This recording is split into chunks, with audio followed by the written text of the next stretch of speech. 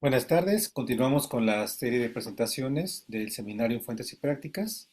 A continuación tenemos a Ilse de la Torre, que nos va a platicar, nos va a hacer una plática sobre un estudio de caso, o sea, quiere decir investigación aplicada, pues ahora sí a la interpretación de una pieza que entiendo ella tuvo la oportunidad de hacer, ¿no? Entonces, te cedo el uso del micrófono, Ilse, adelante.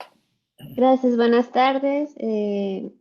Yo les voy a presentar un poco de las características interpretativas en el adagio del concierto para oboe número 2, opus 9 de Albinoni.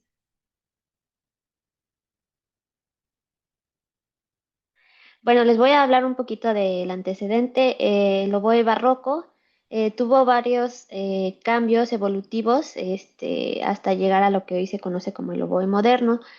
El antecedente del oboe barroco fue la chirimía.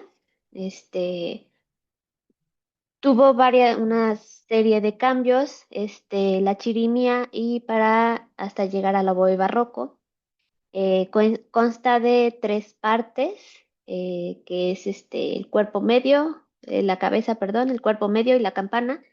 Y al igual que la chirimía y el oboe moderno, se toca con una boquilla llamada caña, o doble lengüeta, hecha de carrizo, montada en un pequeño tubo de latón que se introduce en la parte superior del instrumento.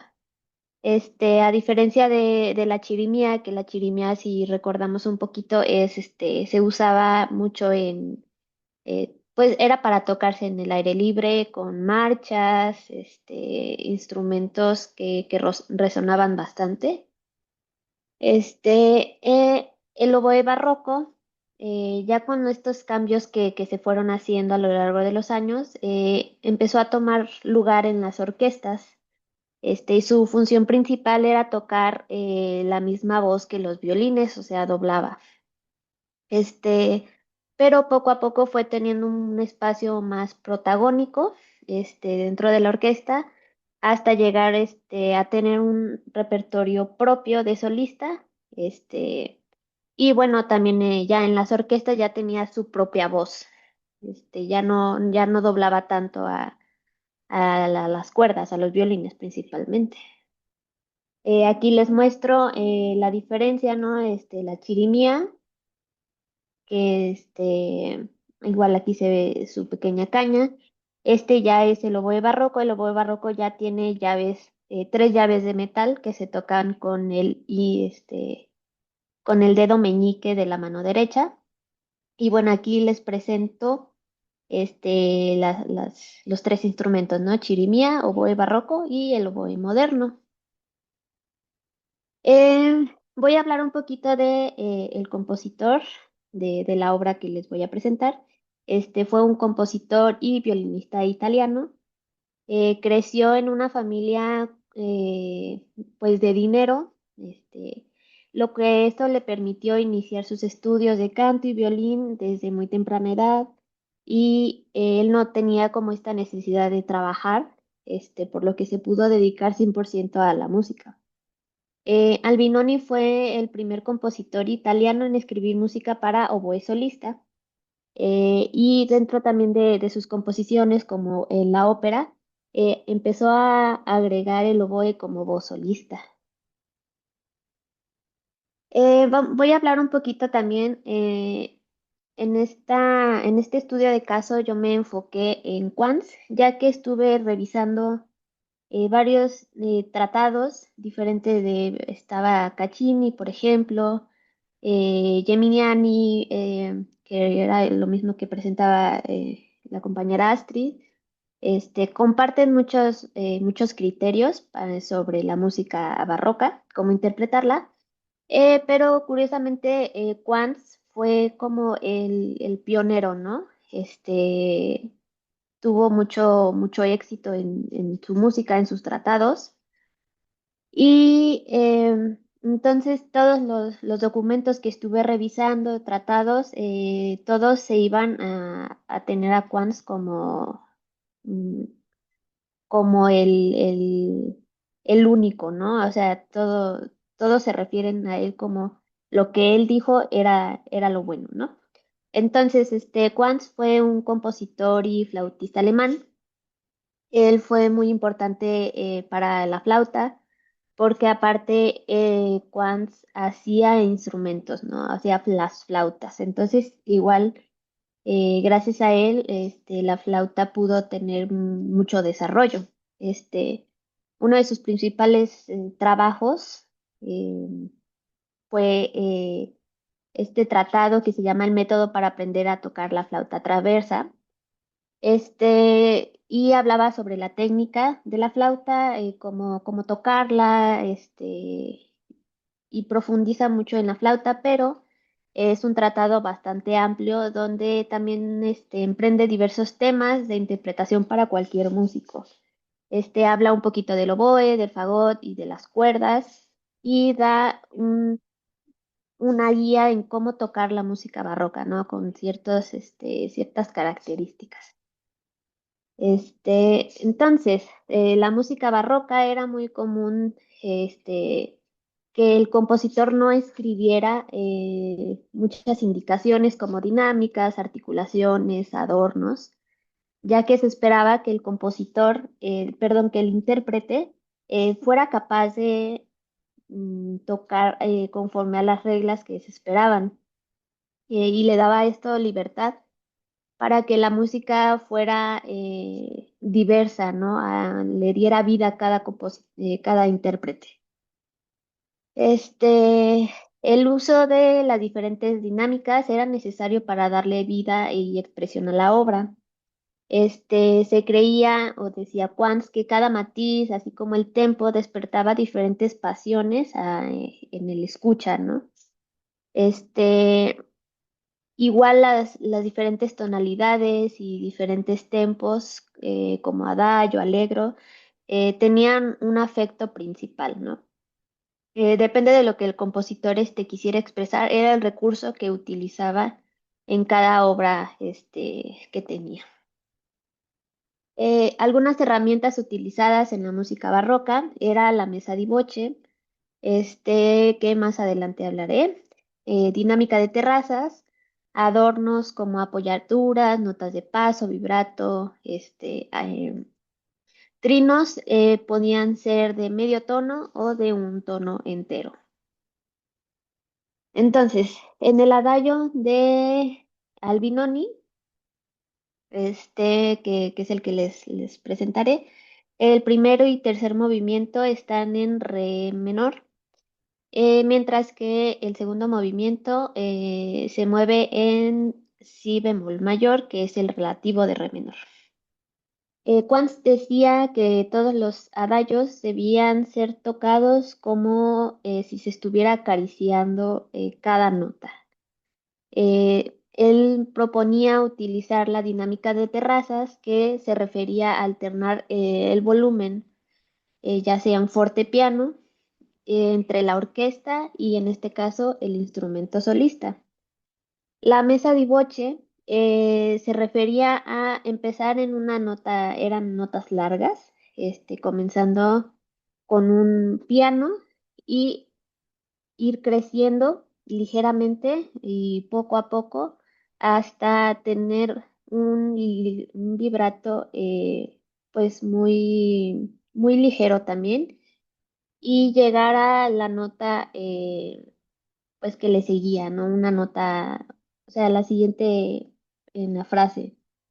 Este, También, igual que mencionaba nuestra compañera, los trinos comenzando por la nota superior, haciendo, por ejemplo, aquí en el adagio, eh, tenía que ser un trino que no fuera demasiado rápido, ¿no? Todo tenía que ser de acuerdo a lo que el compositor quería expresar. No podía ser un trino sumamente rápido porque pues el adagio se buscaba que fuera en un tempo lento. También Quantz menciona que las respiraciones deberían de ser organizadas. Quiere decir que si en un adagio hay una nota larga y después unas notas cortas, La respiración debería de ser antes de las notas cortas para no cortar el discurso que se estaba presentando. Se podía usar el intérprete a su gusto, notas de paso, apoyaturas, arpegios, adornos, pero todo tenía que ser muy bien pensado y buscaba que no influyera en el discurso sonoro que el compositor estaba escribiendo, ¿no? Como lo había pensado. Y no quería que se cayera en un momento donde ya no se entendiera lo que el compositor estaba presentando, ¿no? Lo que él había escrito. Porque si se daba con demasiados adornos, demasiados, apoyaturas, el adagio ya dejaba de ser lo que era, ¿no? Como su esencia, se perdía. Lo mismo que les digo, los adornos se buscaba que fueran un poco elaborados, pero con un buen gusto, ¿no? Refinados. Y el intérprete se esperaba que tuviera esa capacidad de estar variando constantemente los adornos para que el propósito era que el oyente estuviera con un interés, ¿no? Em, ¿Qué más? Bueno, también Quantz menciona que si la melodía se repite constantemente en la voz del instrumento solista, este, ahorita vamos a ver el ejemplo justamente en la partitura, se espera que la primera vez se toque tal cual está escrito, tal vez agregándole un pequeño adorno. En la segunda intervención, ya el intérprete podía agregarle lo que él pensara que fuera lo correcto, ¿no? Para mantener la melodía que no fuera irreconocible, ¿no? Entonces, se esperaba que el intérprete usara todas estas herramientas para darle un poco más de vida a lo que estaba escrito. Entonces, aquí tenemos la partitura, que es el manuscrito. Si podemos ver, tiene ligeras ligaduras, pero realmente no tiene ninguna,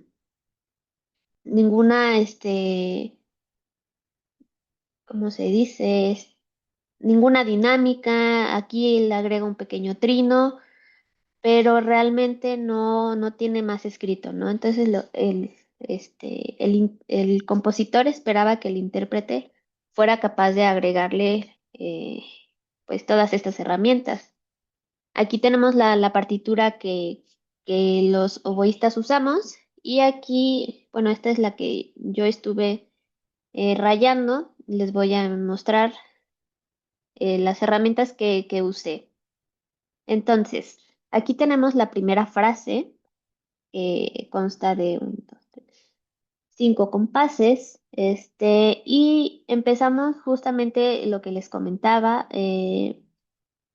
Se usó mesa di voce, que es comenzar la nota en piano, ir creciendo, creciendo, creciendo y agregarle un pequeño vibrato, ¿no? Hasta llegar al si bemol.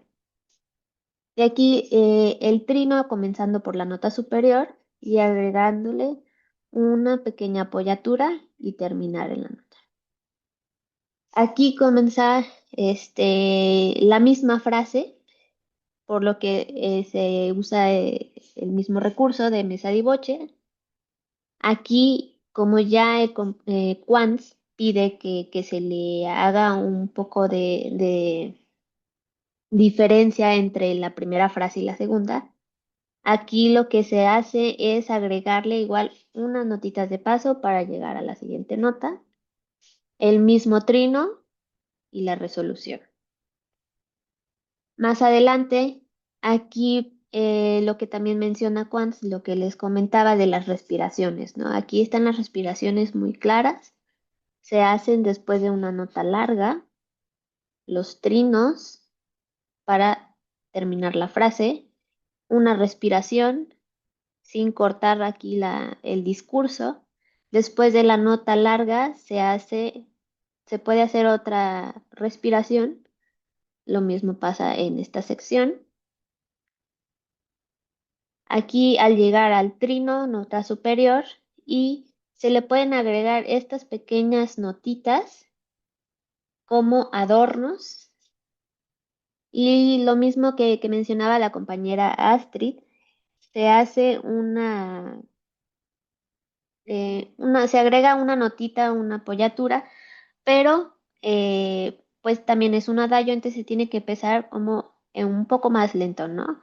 En la interpretación, se escribe aquí si, do, re, do, re, ¿sí? Para que sea lento y de buen gusto.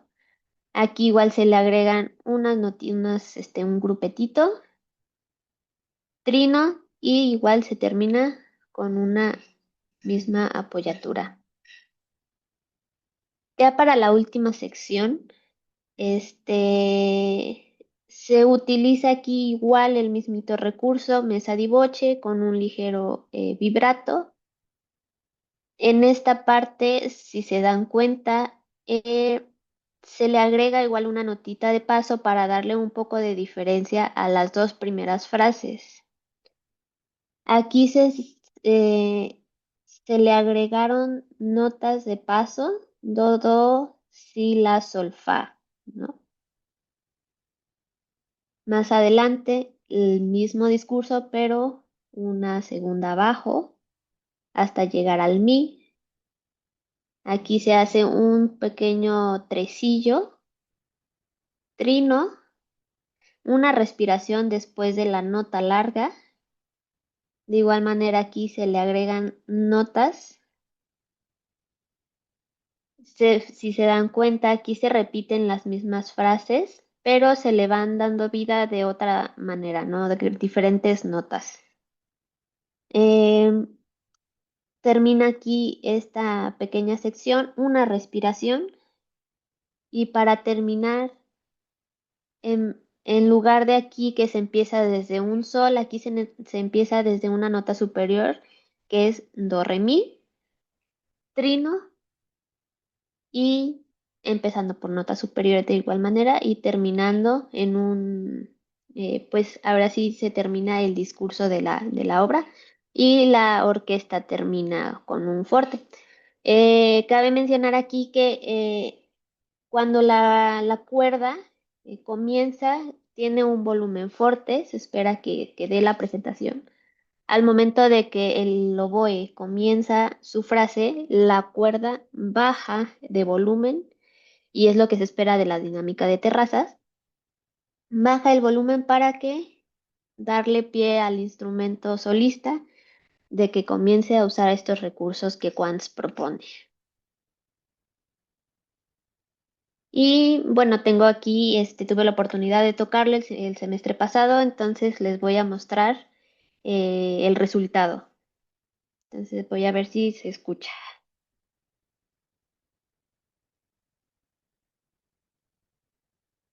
¿Me pueden decir si se escucha, por favor?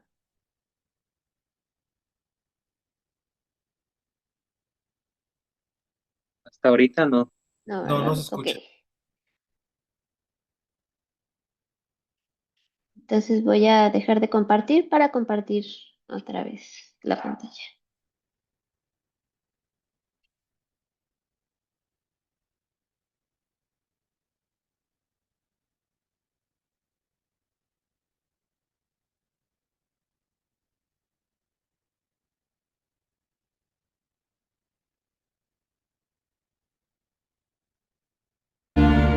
¿Ahí se escucha?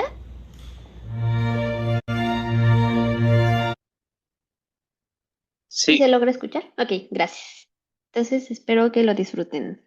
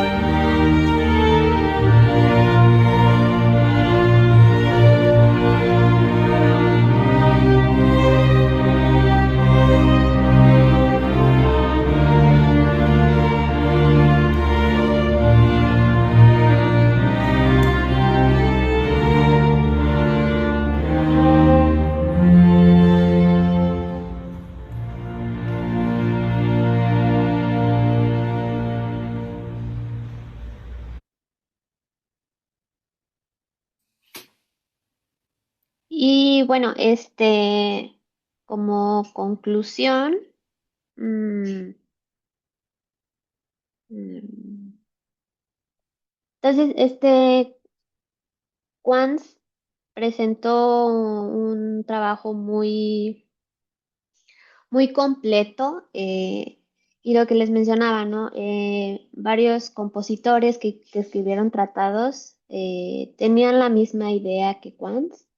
Claro, unos agregando otras cosas, Quantz se refería mucho a los alientos. Él tenía también esta idea de, por ejemplo, el vibrato en el oboe tenía que ser, y el color, como la voz de en canto en mezzosoprano y la flauta como soprano, ¿no? Entonces, bueno, pues aquí les dejo varias referencias, y les recomiendo mucho el Tratado de Quantz, está muy completo y no se enfoca solamente a la flauta, ¿no? Habla mucho para todos los intérpretes. Entonces, pues se los recomiendo mucho y está en inglés, me parece, y pues está en español. Y sería todo. Muchas gracias.